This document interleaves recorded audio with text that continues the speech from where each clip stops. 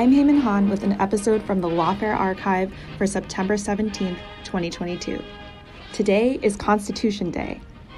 It marks the day in 1787 when 39 delegates to the Constitutional Convention met for the last time to sign the document meant to provide a framework for the new government of the United States. But as we know, that signing wasn't the end of the story. Having been amended 26 times since then, the Constitution is a living document capable of addressing new problems for governance that arise as the nation matures. One such amendment, which has been in the news recently, has to do with the provision about how a president can be removed from office by the cabinet. But there is much more to the 25th Amendment than just that. Former Lawfare Associate Editor Matthew Kahn actually spoke with a real live framer of the Constitution, Dean Feerick, one of the drafters of the 25th Amendment. In celebration of Constitution Day, here's their conversation from March 17, 2018.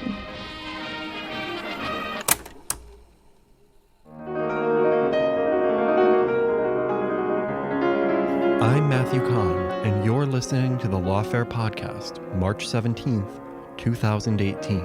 In 1963, Dean Feerick became a witness to and a framer of our constitutional history.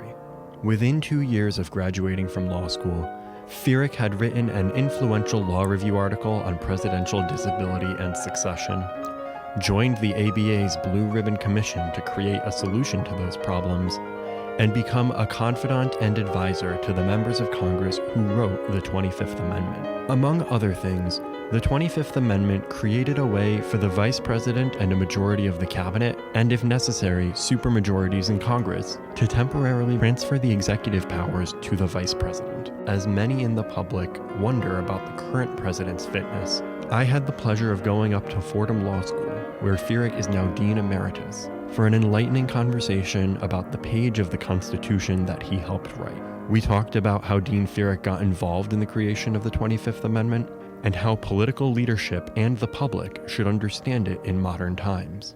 It's the Lawfare Podcast, episode 292, a real living framer of the Constitution. I'm interested in how you got involved in the 25th Amendment. As I understand it, a few years after you graduated from law school, you wrote a law review article, "The Problem of Presidential Inability. Will Congress Ever Solve It?" And it caught the eye of some folks at the ABA, and they asked you if you wanted to get involved in a congressional effort to solve it. Is that about right? How did you become involved in the congressional effort to resolve this problem? Very substantially correct with this additional information. I saw something about this problem in a publication pretty much as I was graduating from law school. And I had a classmate at college who had clippings of inabilities that President Eisenhower sustained. And it seemed interesting to me as a subject to write on. I had been a political science major at college. I had a particular fascination with the Constitution and the presidency. And I really decided in 1961, as I graduated, class of 61, to do some research, and then I spent the next 2.5 years. I was in the service for 6 months, Army Reserve Unit, Infantry Unit, and then reserve duty after that. So I spent the next period of time working on it, and I essentially had a completed article by April of '63, and the Law Review had no room in its issue at that point and said that they would print the article in October of '63. And it came out a month before President Kennedy's assassination. And as you point out, when he was assassinated, my article was a focus of a New York Times column by Arthur Kroc. And before I knew it, I was getting requests to assist the media. CBS was going to do a program on presidential succession. And in November and December of '63, the American Bar Association asked me if I would be willing to serve on a Blue Ribbon Commission of 12. I'm the only one still alive. And the next several years of my life after that became a very challenging period. I was practicing law in a law firm where there was a high expectation of your billable time. But whatever time I had on weekends and holidays, vacation time, I continued my reading, my study of that subject. And then I was asked by Senator Bayh and his staff, Larry Conrad was the general counsel, to help out in different ways, take a look at things, make suggestions. And for reasons not clear to me anymore, I developed a relationship with Richard Poff from Virginia, who was a congressman, right? Yeah, he was a very significant person in the House, along with the chair of the committee, Emanuel Seller from New York, and McCullough from Ohio. And I just stayed with it. I also was asked by the ABA if I would chair a committee of young lawyers that would be promoting the amendment in every state in the country. And I agreed to do that. And they were very active. It got going in March of '64, as I recall. And the young lawyers played a significant role even in communicating with the members of Congress from their states to support the ABA recommendations, basically. So what were the arguments that you and the other ABA lawyers were making to members of Congress as to why we needed to change the presidential succession system? You alluded to the examples of Presidents Eisenhower and President Kennedy. What was the fear and what was the problem? What were the pitches you were making? Well, I think the President Kennedy's assassination focused the issue of disability because, as columns at the time and the different newspapers pointed out, that was a great tragedy for our country and certainly for my generation at the time.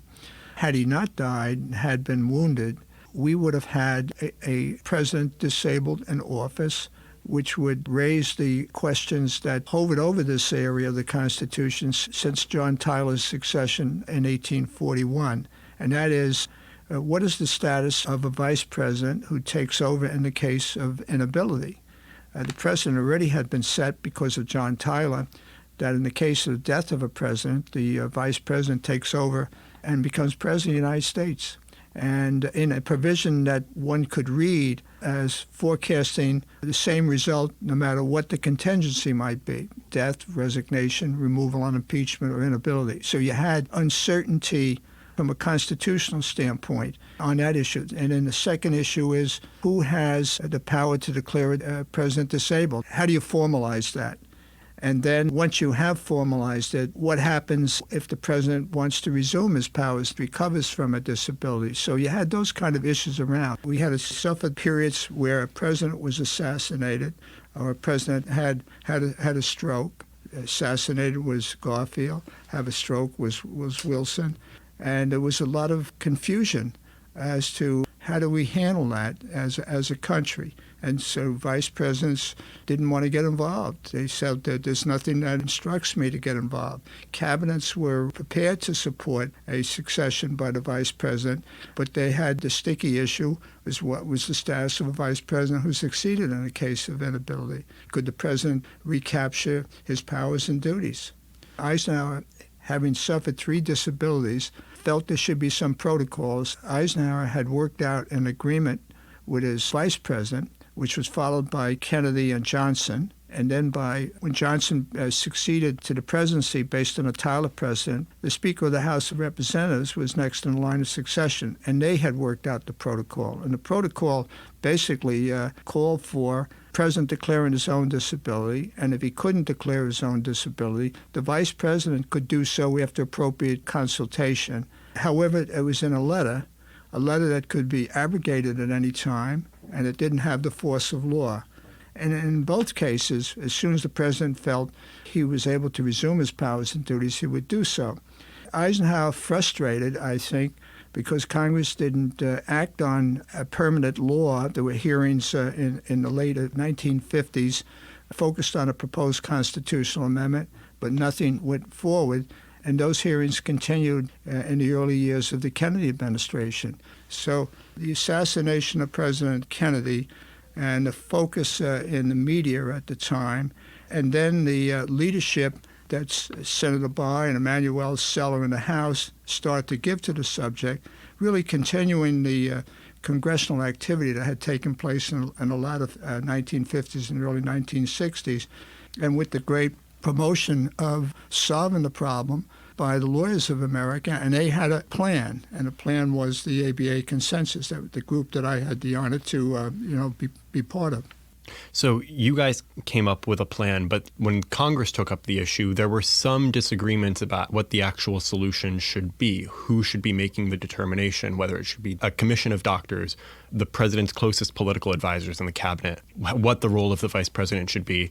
What were the most prominent proposals, and how did you settle on what ultimately became the 25th Amendment as the best solution? Well, at the time of the president's assassination, we were in 1963. The leading proposals, based certainly in the Senate, essentially said we give Congress the power to determine the president's inability and the resumption of the president's ability. And also that proposal, which contemplated a constitutional amendment, said that in the case of inability, the vice president just acts as president. So that would have given Congress a lot of leeway. The detailed proposal that involved the vice president and the cabinet with a major role dealt with the importance of protecting the presidency against a situation where politics might rush a determination of inability, one that respected separation of powers. And so the emphasis was on the vice president and the cabinet as a way of protecting the office of presidency, and also a process that gave confidence to the people, because these were people around the president who had the power.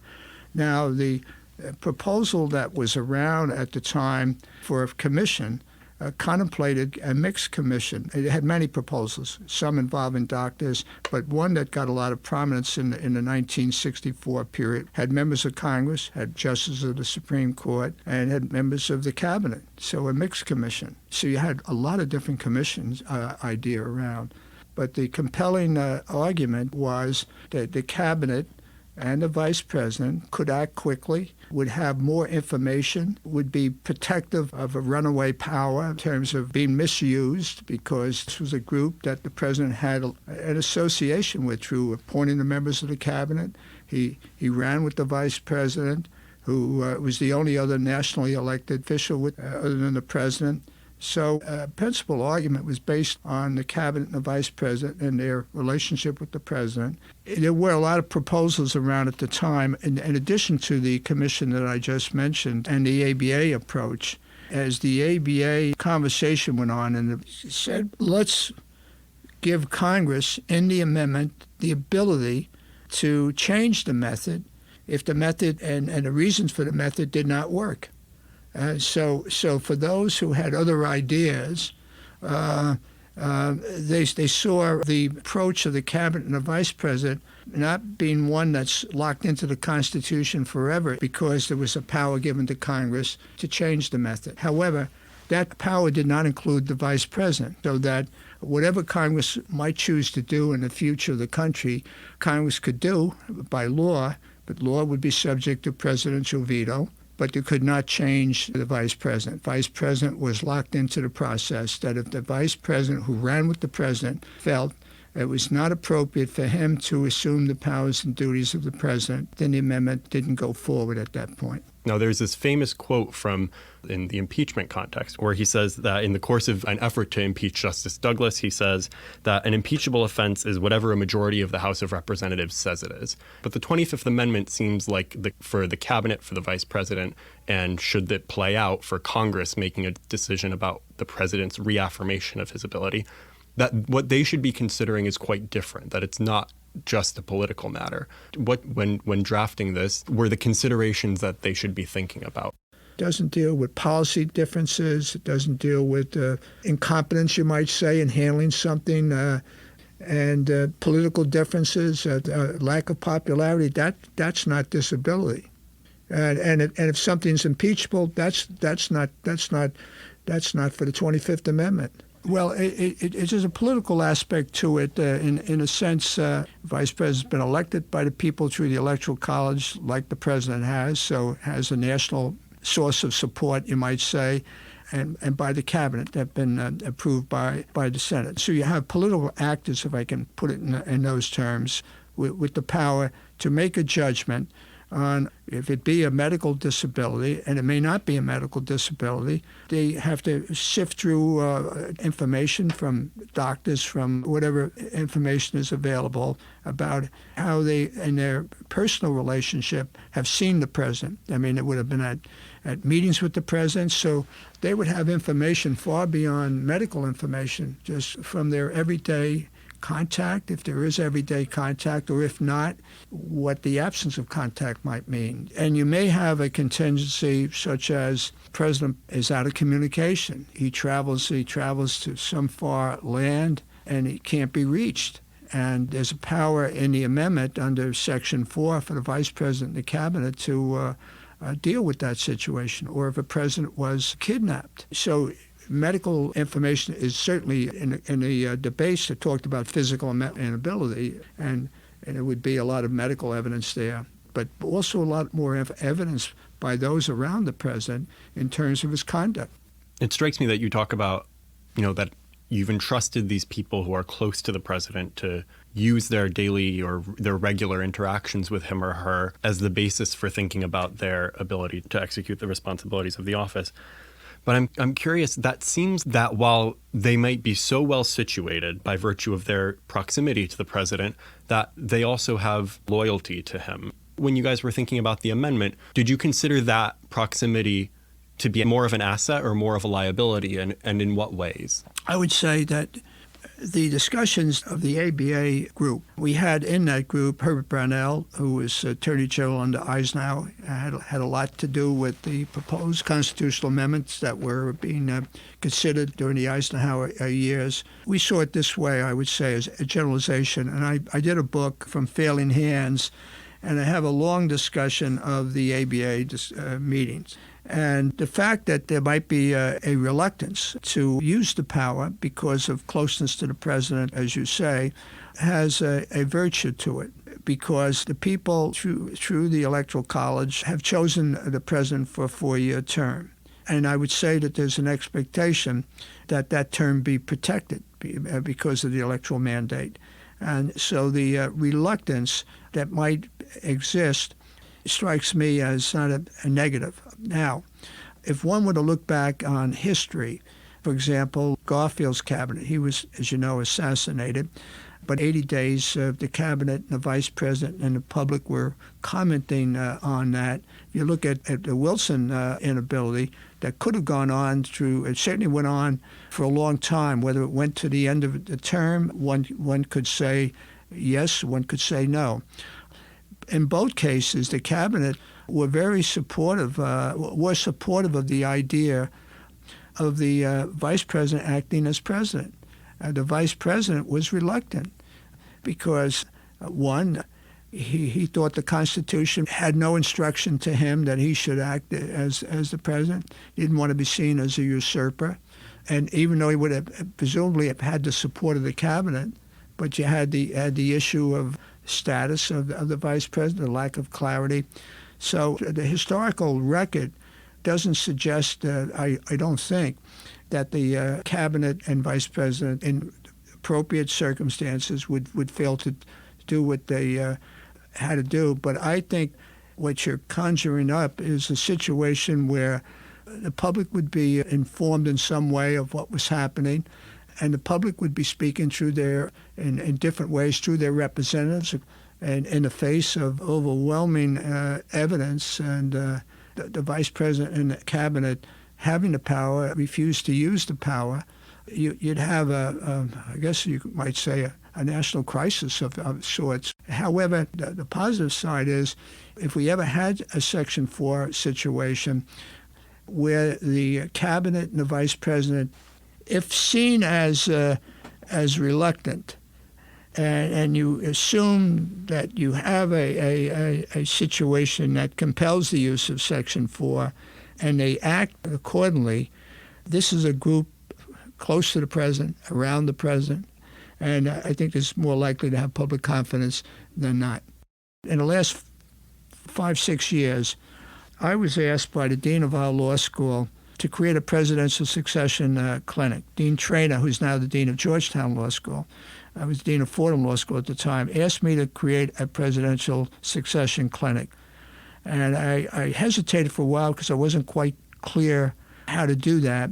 But with the help of others, I set up a clinic of maybe 9, 10, 11, 12 students who studied gaps in the system. Not to go over what we did in 1963 and 64, but to take a look at the current system of succession.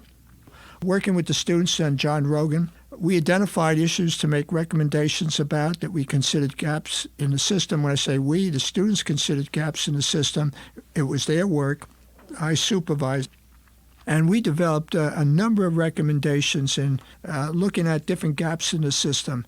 And it's invaluable work to try to improve the system. The 25th Amendment only dealt with one area that needed correction and explanation, so to speak, in the Constitution because of the historical ambiguities.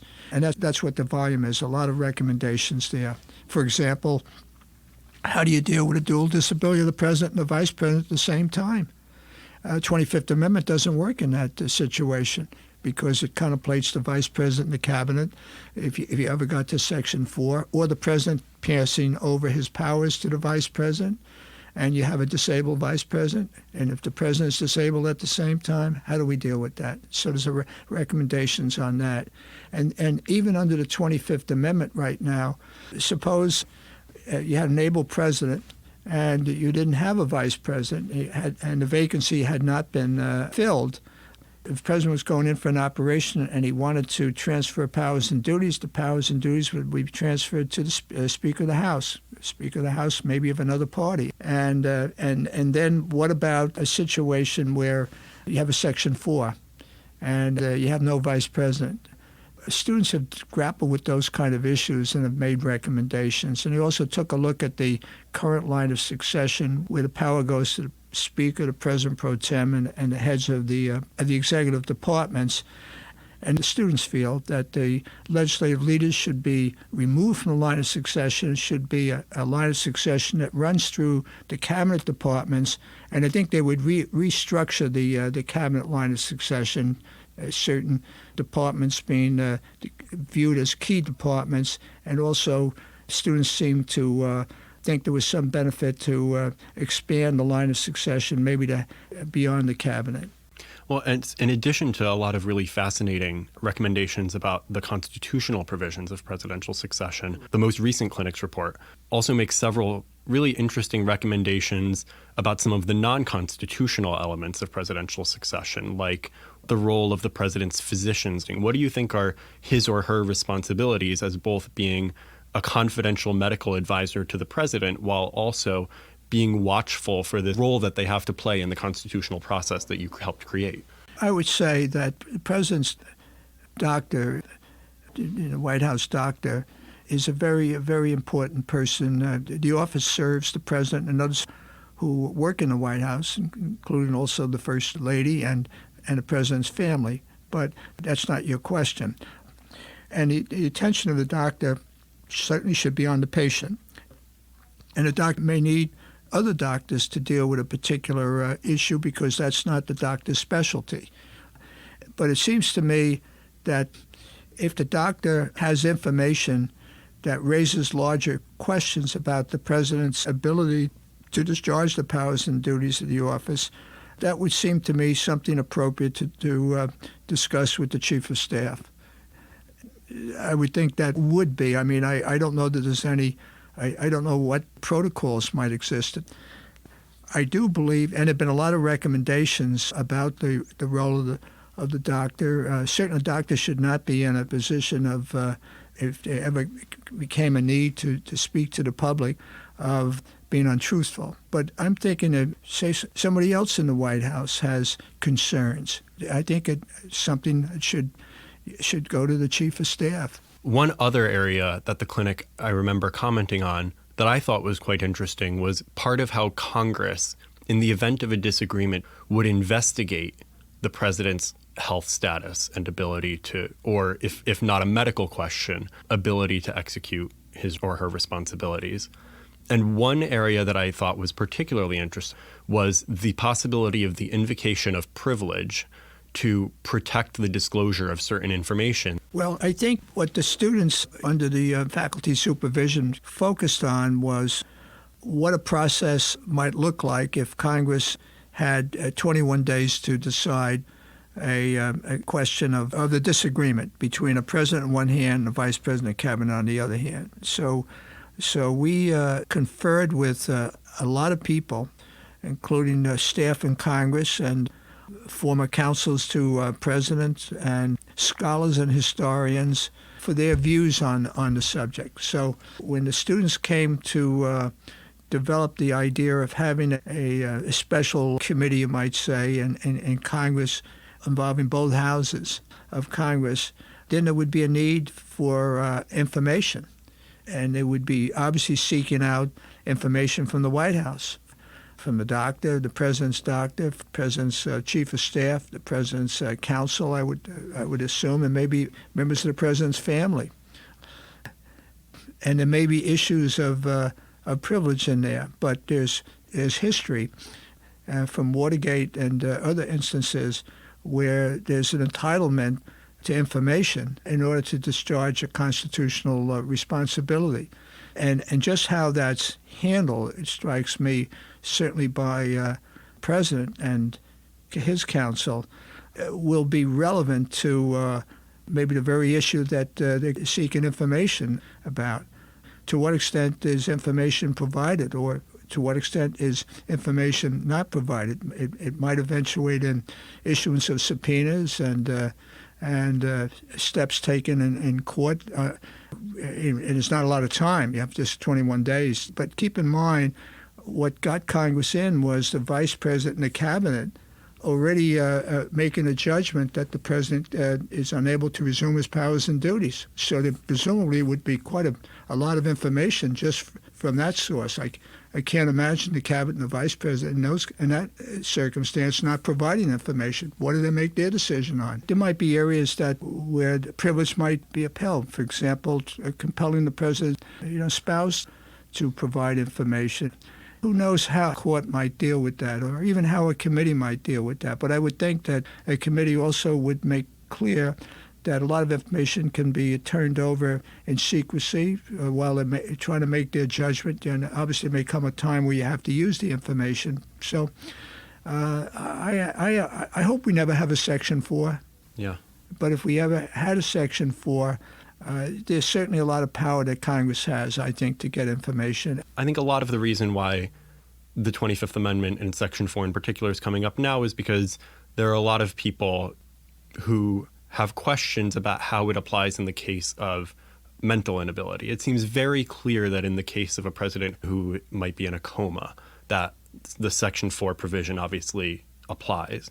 But two of the members of Congress who you've mentioned already, Senator Bai and Congressman Pa, said that mental inability is something that should be considered as well. Senator Bai said that if the president is unable to make or communicate his decision as to his competency, that you might consider invoking Section 4.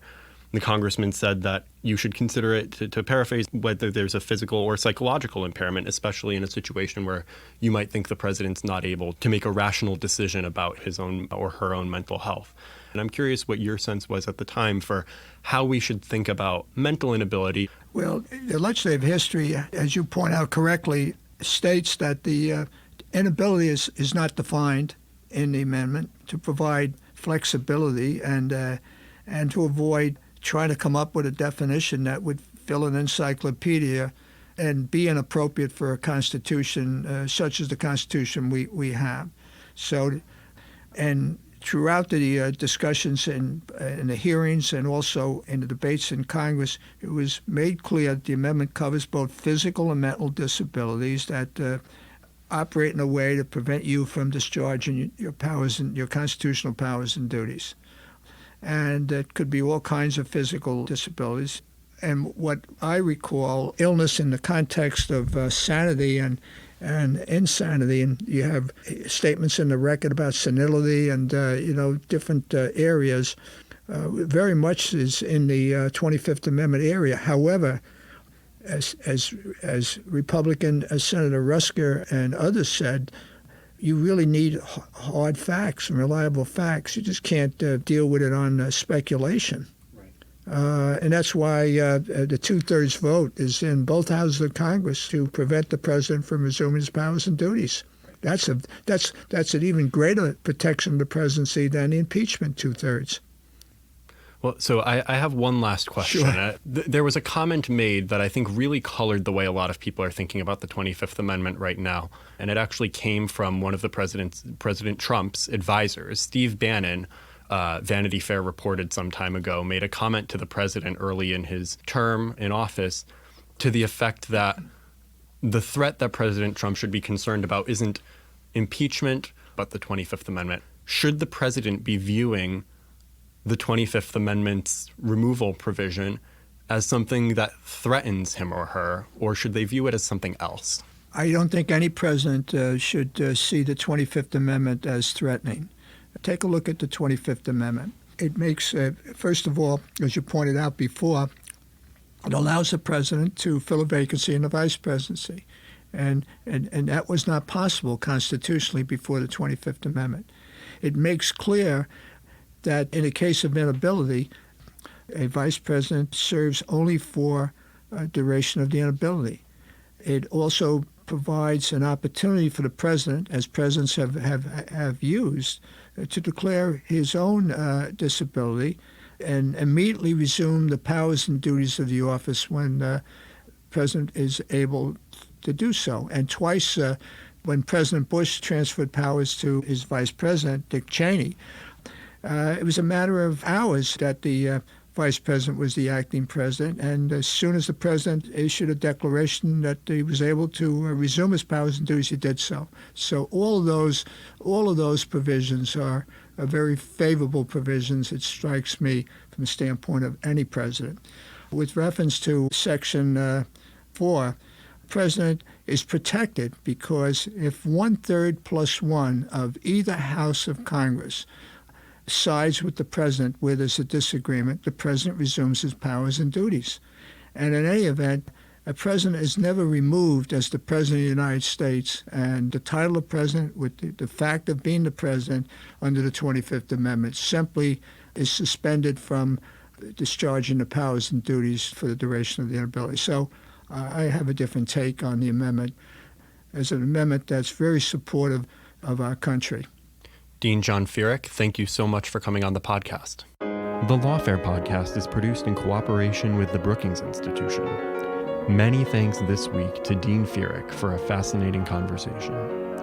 If you haven't yet, please share the Lawfare podcast on Facebook, tweet about it, write a hip-hop musical about the creation of the 25th Amendment that features the Lawfare podcast, and please give the podcast a rating and review wherever you listen to it.